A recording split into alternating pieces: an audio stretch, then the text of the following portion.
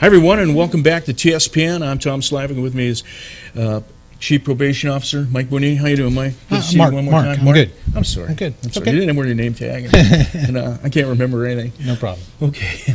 Actually, I can't remember a few things. We still have we're in AB 109 with the Tell me what that's called. The realignment. There we go. Realignment. Public safety realignment. All right, thanks. I'm sure I'll get everything back here in a minute. No, Senior moment, everybody. Will. Okay, so we've got realignment going on, and I think we're past a year. Right? We are just over a year. So we've had it going on for a year now, and I don't think here in Amador County it's been unsuccessful.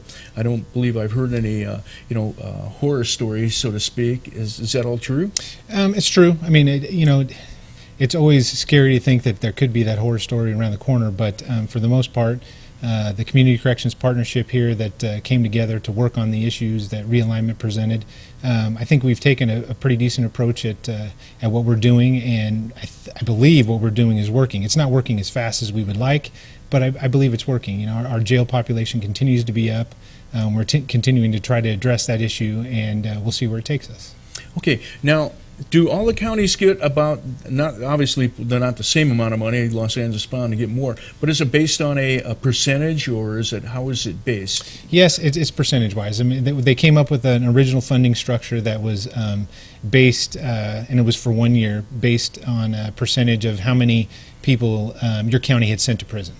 And then based on it would be perceived who you would receive back under realignment funding, they funded you at that level. However, for years 2 and 3, they did do some tweaks to it, and I believe it turned out that it favored at least Amador County in the funding structure and the dollar amount that we actually received. Okay. Now, one of the reasons why I guess it can work differently in different places, because different counties have a different approach, or can have different approaches to how that they handle that. And that was really the idea. I believe that the governor, the way that the legislature constructed AB 109 was so that it would be local control. You would be able to address your issues locally and not have the state saying this is the way you have to do it. And that's what we've essentially done, and that's how they created, or why they created, the CCP, the Community Corrections Partnership, which consists of 7 executive members that all have a say in a vote in how we should approach realignment. Okay, now is everyone having how do I put it? Is everyone having doing okay with that? I guess the way I would say it is, this is a big experiment, and are other states looking at what we're doing out here in ways of thinking that they might approach this in the same way or anything? I believe realignment came to California, I believe, from us looking at other states and how they're doing business and how they're using assessment tools to determine who should be in custody, who shouldn't be in custody, who should be on community supervision, what level of supervision, what conditions of that supervision should be. So I think we took from the other states, but ultimately everybody looks at California. Okay, now did we have I know the question, I have it, and then you start talking, I lose it. I think the question I was trying to ask is the monies, here we go, with the state pushing this back on the counties, is the county having to come up with more money in the different counties to able to perform at the level that they're doing, or is it all have to be paid for by the state monies coming down?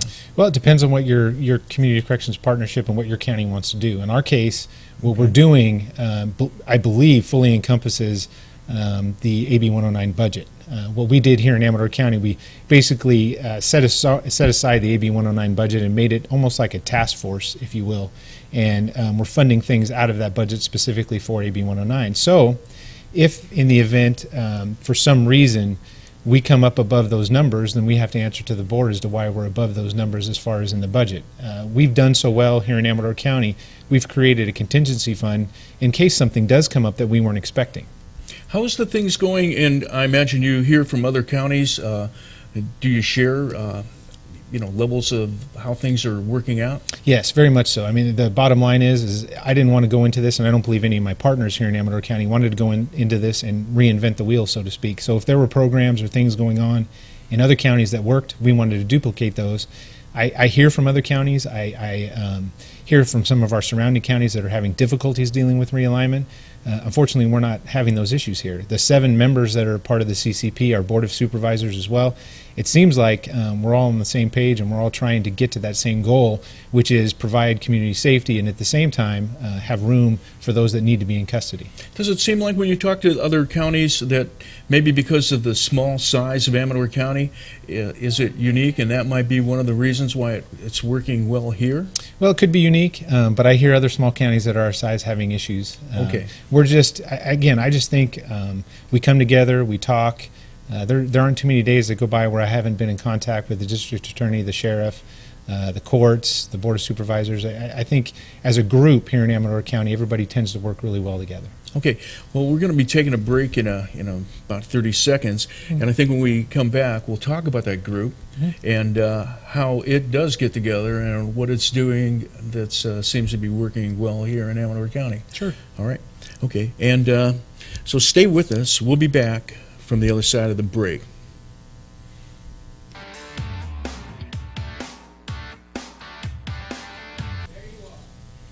Well, hi, everyone, and welcome back.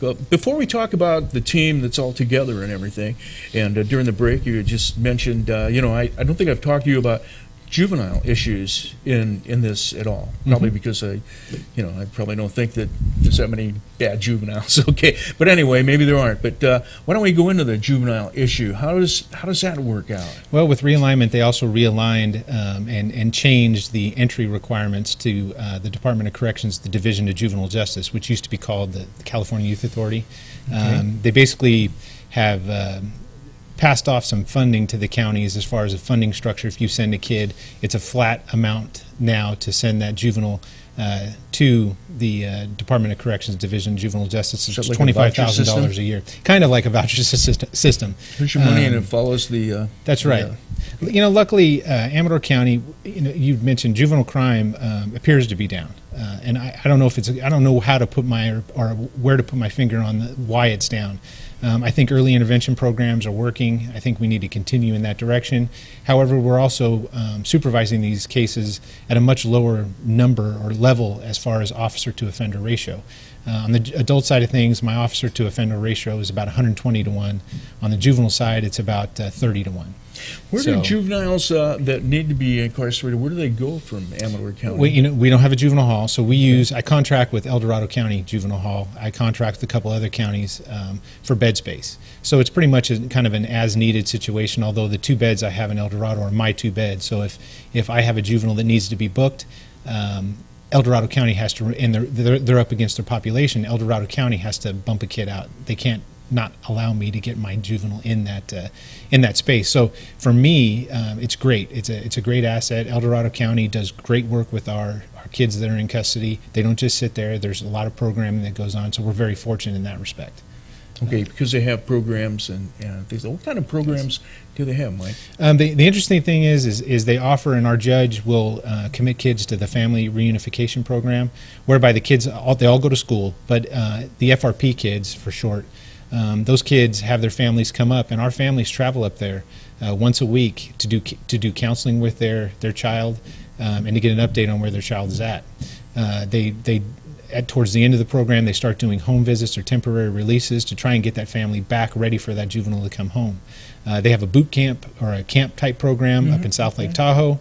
And just all the other things that they provide, behavior health counseling, you name it. It's all so is this a lot of the same sort of programs or programming, I guess, that Preston? It is. A lot of things that Preston used to do. Of course, our juveniles are there for a much shorter period of time. Preston, those kids were there, year, 2, 3, 4 years. Juvenile hall, our commitments tend to be probably on average 60 days, 90 days for those kids that are actually committed there. We have some that'll go for about 180 days, but they're there for programming purposes. They're not just there to do time. Okay. And programming is I think, a euphemism or not a euphemism, but a word that you use for, because to me it sounds like, oh, you're programming them, but not meaning, you're mentally programming, but you're trying to figure out what program would work best for them to rehabilitate. That's right. Is that right? That's correct. Okay. And you know, some of the other things that are going on locally, the district attorney, myself, and the school district have come together to try to deal with truancy issues. You know, our school district doesn't have an inordinate amount of truancy, but the kids and the families that have issues as far as why the juvenile isn't coming to school, we want to get on the ground floor and start dealing with those cases as early as possible.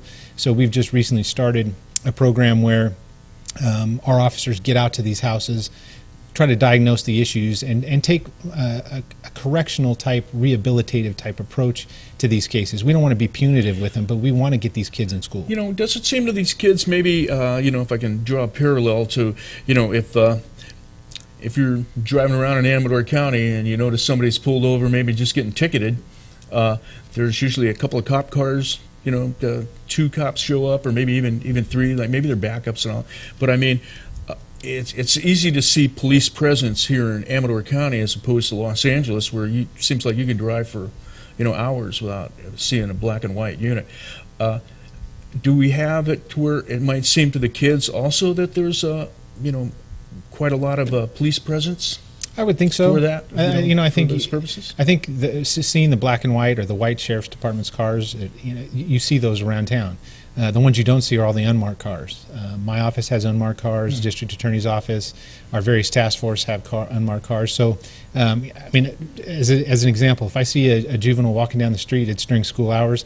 I pull up, show them my badge, ask them why, you know, why they're not in school, where they're supposed to be, and make sure I get that kid to that destination. The issue there is we don't want kids just cruising around the streets. Idle minds tend to kind of get into trouble. So if we can get them into school, that's where we want them. Okay, now going back a little bit before you had talked, where you said the parents, it sounded like you said the parents and stuff are up visiting the kids in juvenile hall. Is there a program that Amador County helps assist the parents that are going up, or is that on their own, or is that something they need to do? Or? Most of the time it deals with the parents on their own getting up there. In extreme cases, we have provided transportation for those parents to get there. The bottom line is we want that family unit to remain intact as much as possible, even when that juvenile's outside the home. We want to transition them back so that all of a sudden the juvenile just doesn't return and is expected to somehow correct what they were doing that got them there. We want the family to work on those issues. We want there to be a transition plan for when the juvenile comes back, and that helps ensure success. Well, we just have a couple minutes. Is there a program with for juveniles and families to approach whatever problem that they're having as a family type of a problem? You know, I mean, they're all in this together. Very much so, both while the juvenile's in custody, but really here locally, we have community-based organizations that do this type of thing. ACCA does a great job. Their staff there is highly trained. They provide us with a lot of services and families with services. Our Health and Human Services Department up on the hill here in Sutter Hill, they will also plug people and parents and families into services. The idea is when we remove a juvenile from their home, that is a big deal. It's very traumatizing in some cases. Yes, the juvenile might have done something wrong, but it is traumatizing to pull that juvenile out of the house. You know, there is a mother out there somewhere, or a brother or a sister that loves that kid, and we're going to pull them out of that environment, but we're trying to do it in a manner that is corrective and rehabilitative as much as possible. Okay, and you know, I'm glad you come on the program and stuff, because you know a lot of this stuff is it's almost invisible, I think, to regular people, or you know. I have a hard time. I notice that I'm not politically correct or whatever, and then I wonder why not. But anyway, you know, meaning to most people, I don't think of ATCA being involved in youth programs like that. And, you know, when you mention your cars, I don't think of you know, all the unmarked cars that are up here or things like that. So to a large number of us, all this stuff is very ambiguous. And for the most part, the probation department does operate behind the scenes. You know, we get involved usually at a later stage in the process, but there are programs where we're involved at the front end. But the idea is we do provide services to these families and kids and adults. Okay, Mark, thank you very much for coming by again. Yes. And stay with us. More news on the other side of the break.